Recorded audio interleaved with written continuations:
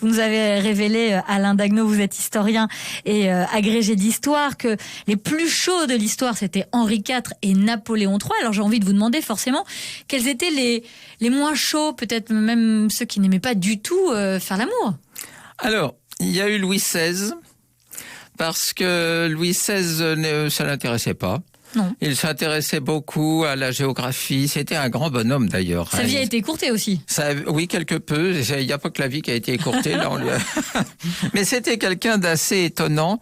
Et il ne s'intéressait pas à Marie-Antoinette. Pas du tout d'ailleurs. Et d'ailleurs, j'ai noté quelque chose dans les dessous croustillants.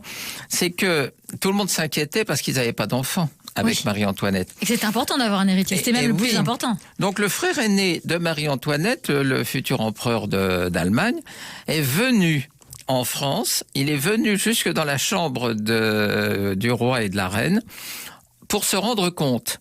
Et alors il témoigne, si vous avez... Louis, alors il témoigne, c'est lui... Louis a des érections fort bien conditionnées. Il introduit le membre, reste là sans se remuer 2 minutes, se retire sans décharger, toujours bandant, et souhaite le bonsoir. Ah. Ça, c'était Louis XVI. Mais il est vrai aussi qu'il souffrait, parce que comme il avait un phimosis, donc il lui bloquait le frein, et donc il souffrait des relations. Ça a été réglé. Bon, puis il a eu des enfants après. Louis XV aussi avait la réputation de ne pas aimer trop les femmes, ou en tout cas de ne pas aimer l'amour. Il aimait les petites filles.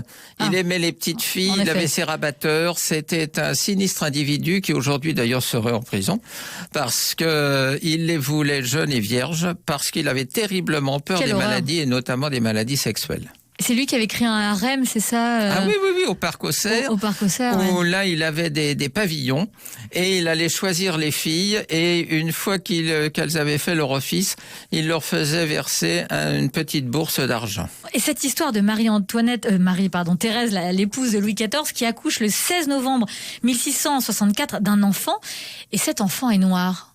Oui, alors c'était amusant parce que... un peu étonnant, oui. Oui, elle en avait assez souvent des excès de Louis XIV avec ses favorites. Donc, alors quand ils faisaient l'amour ensemble, elle était très petite fille, alors elle applaudissait. Elle voulait lui faire plaisir, alors lui il ne supportait pas ça. Elle adorait les chocolats, les chiens, elle en avait une quantité qu'elle promenait dans ses carrosses, et surtout les nains. Et elle avait un nain qui s'appelait Nabot, qui était un nain noir.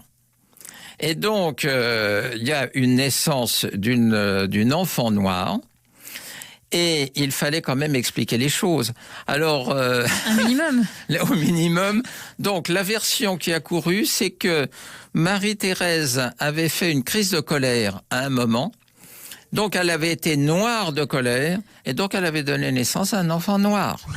Minute Papillon sur France Bleu, Sidonie Bonnec.